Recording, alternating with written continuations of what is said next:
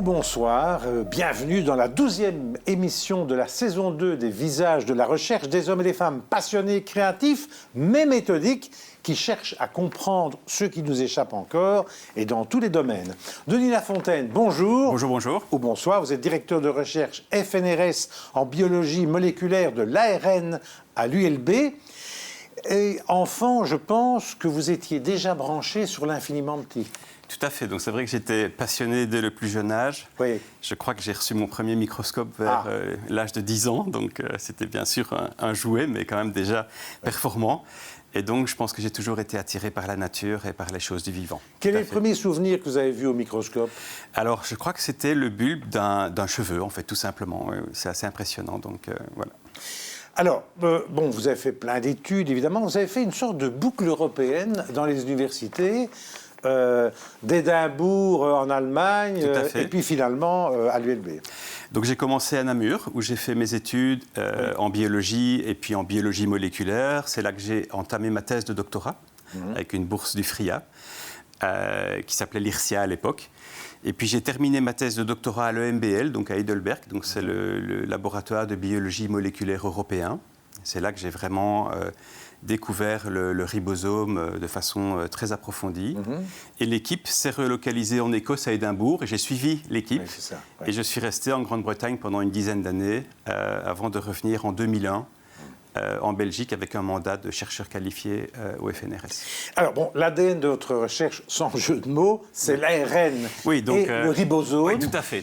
D'abord, un mot, le ribosome, alors je ne sais pas si ceux et celles qui nous écoutent le savent, mais il y en a partout dans tout ce qui est vivant, que ce soit une plante, un animal, de l'eau ou nous. C'est ce qui vous a fasciné au départ. Alors le ribosome, donc, effectivement, est présent dans toutes les cellules vivantes.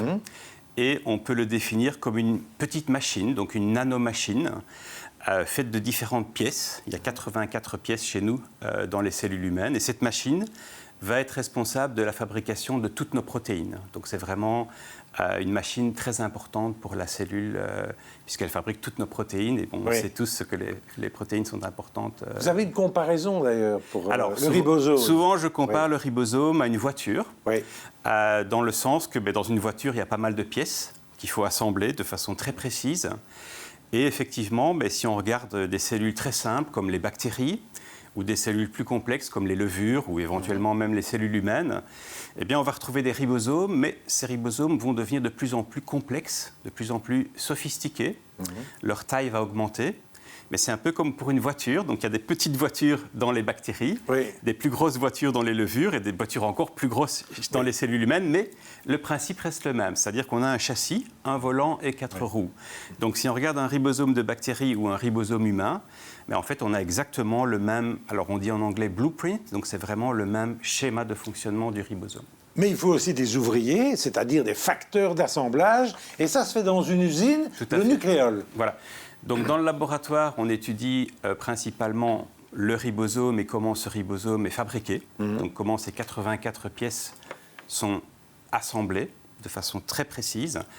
Et on étudie l'endroit, l'usine dans laquelle ce ribosome est fabriqué. Et cette usine, c'est le nucléole. C'est un peu le centre névralgique de la cellule. C'est là que les ribosomes vont être fabriqués. Et à nouveau, la comparaison avec les voitures fonctionne assez bien. Parce qu'il y a comme une espèce de chaîne d'assemblage dans le nucléole, chaîne d'assemblage dans laquelle les pièces vont être associées de façon séquentielle, une à une, un peu comme quand on fabrique une voiture, on doit rajouter les roues, les vitres, etc. Et donc pour le ribosome, c'est exactement la même chose. Alors, ce que vous étudiez aussi, et ça, on arrive maintenant à du concret, c'est que parfois, il y a trop de ribosomes, parfois, il n'y a pas assez de ribosomes, et ça, ça peut provoquer évidemment des cancers, des atteintes des tissus du cerveau, du sang, etc. Expliquez-nous, où là, c'est une recherche qui nous concerne tous. Tout à fait.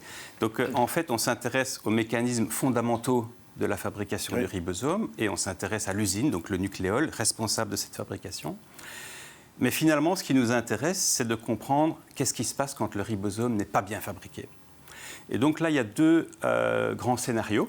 Soit on en fait beaucoup de trop. À ce moment-là, ça va favoriser le processus de tumorigénèse qui va en fait entraîner la formation de cancers.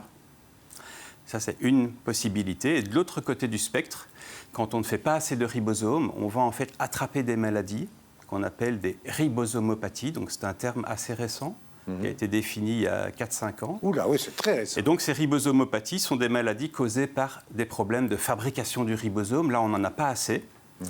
Et ce qu'il y a de passionnant, c'est que ces maladies touchent certains tissus très particuliers dans notre corps. Et en particulier, comme vous l'avez dit, le sang, donc le processus d'hématopoïèse, le cerveau, donc le développement embryonique du cerveau, et également le squelette. Et ça, c'est vraiment très étonnant parce qu'il y a des ribosomes dans toutes nos cellules, mais quand on n'en fait pas assez, c'est seulement certains tissus qui sont affectés. Et est-ce que vous avez déjà compris, ou est-ce que vous allez comprendre bientôt, pourquoi c'est mal fabriqué? Pourquoi les ouvriers fabriquent mal? Alors, donc, dans l'usine, il y a énormément d'ouvriers, effectivement, qui rajoutent les pièces au bon endroit au bon moment.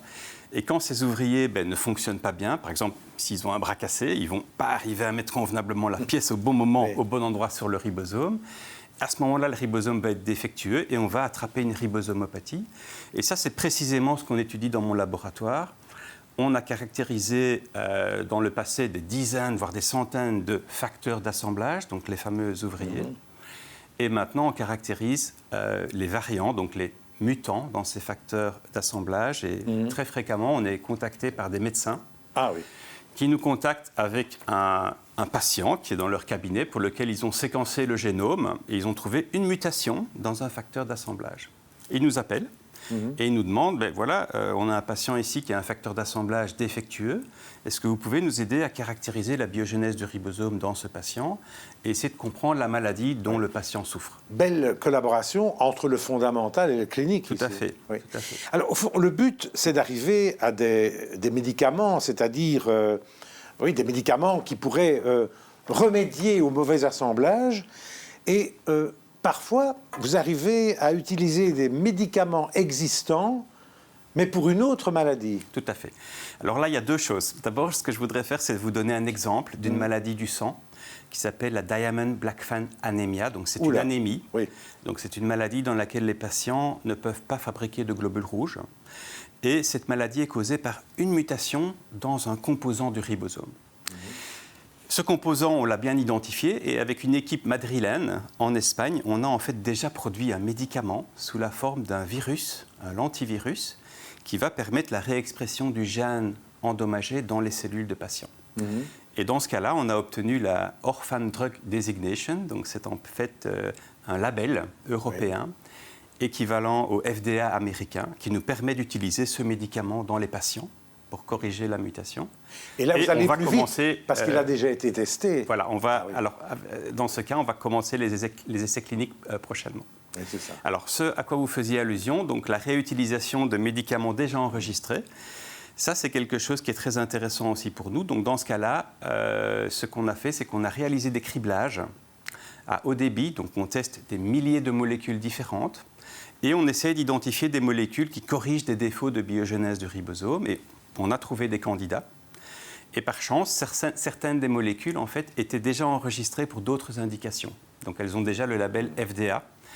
Donc, ça veut dire qu'on peut déjà utiliser ces médicaments pour d'autres indications, d'autres pathologies. Et donc là, on va gagner une dizaine d'années de recherche pour vraiment utiliser directement ces médicaments, mais maintenant dans le cadre des ribosomopathies. Donc, une recherche appliquée, mais qui a des conséquences immédiates sur le clinique, sur les patients, etc. Tout à fait.